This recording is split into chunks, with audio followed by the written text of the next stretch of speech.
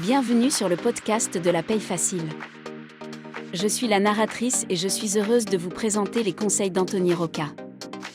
Vous pouvez retrouver l'ensemble des conseils à l'adresse la-paye-facile.com.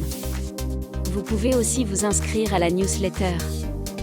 La newsletter par mail vous offre tous les jours des conseils et des offres promotionnelles. Sans plus tarder, voici le sujet du jour.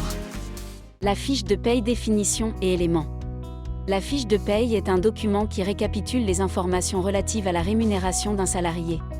Salaire brut, salaire net, montant des cotisations sociales. Qu'est-ce qu'une fiche de paye ? La fiche de paye, appelée également bulletin de paye, est un document qui récapitule les informations relatives à la rémunération d'un salarié. Elle comprend le salaire brut, qui est le montant total de la rémunération avant application des cotisations et prélèvements, ainsi que les cotisations sociales et les prélèvements obligatoires, qui sont déduits du salaire brut pour obtenir le salaire net.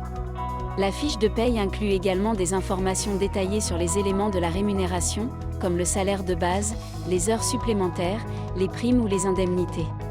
Elle peut également inclure d'autres informations utiles pour le salarié et l'employeur, comme les heures de travail effectuées, les absences payées ou non payées, les frais de transport déductibles, etc. La fiche de paye est établie chaque mois par l'employeur et remise au salarié lors du paiement de son salaire.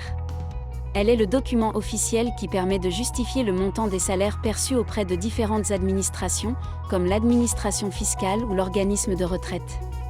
La fiche de paye peut être transmise sous forme électronique au salarié qui doit en prendre connaissance et en conserver une copie. Qui établit la fiche de paye des salariés ? Elle est établie par l'employeur et remise au salarié chaque mois, en même temps que le paiement de son salaire. Pour établir la fiche de paye, l'employeur ou le prestataire paye utilise un logiciel de paye qui permet de saisir les données de la rémunération, de calculer les cotisations et prélèvements, et de produire la fiche de paye sous forme papier ou électronique. Le logiciel de paye produit également la déclaration sociale nominative DSN, qui est un système de déclaration en ligne des données sociales des salariés. La DSN permet de simplifier les démarches administratives liées à la paye. Que comprend la fiche de paye ? La fiche de paye comprend plusieurs éléments. Tout d'abord, elle indique le salaire brut qui est le montant total de la rémunération avant application des cotisations et prélèvements. Le salaire brut peut être composé de différentes parties, comme le salaire de base, les heures supplémentaires, les primes ou les indemnités. Ces éléments sont détaillés sur le bulletin de paye et leur montant est indiqué séparément.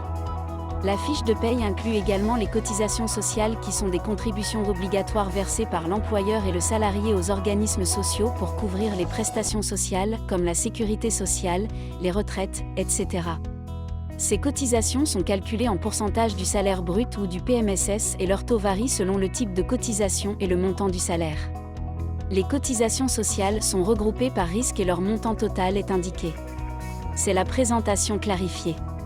La fiche de paye comprend également les prélèvements obligatoires, comme l'impôt sur le revenu ou la contribution au remboursement de la dette sociale.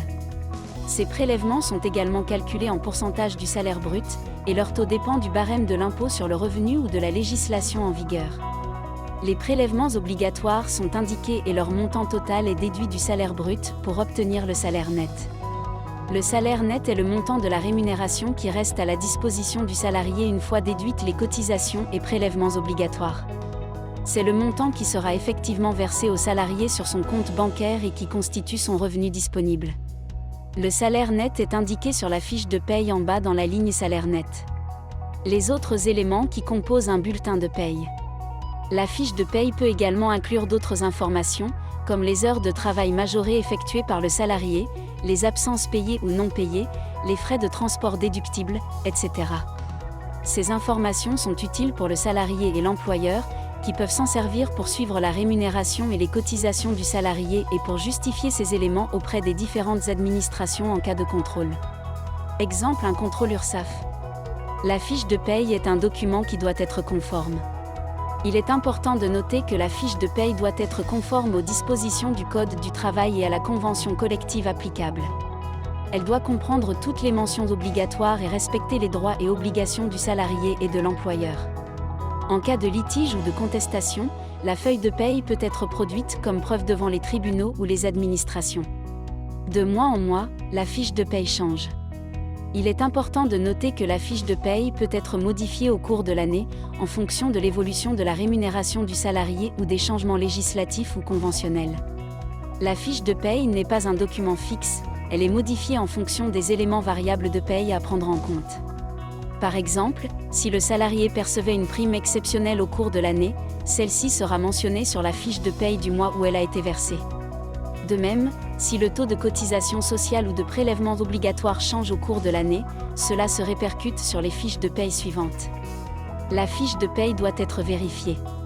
La fiche de paye est un document important pour le salarié et pour l'employeur qui permet de connaître et de justifier le montant de la rémunération et des cotisations et prélèvements effectués. C'est pourquoi, il est fortement recommandé de vérifier régulièrement la fiche de paye et de s'assurer que toutes les informations y figurent de manière exacte et complète.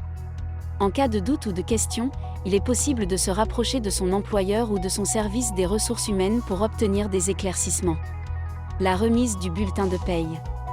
Le bulletin de paye doit être remis aux salariés chaque mois. Il peut être remis de différentes manières. Remise en main propre, le bulletin de paye peut être remis aux salariés en main propre, par exemple dans un bureau ou lors d'une réunion de travail.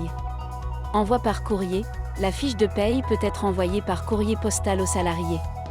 Mise à disposition en ligne, de nombreuses entreprises mettent à disposition des salariés un système en ligne permettant de consulter et télécharger leur bulletin de paye.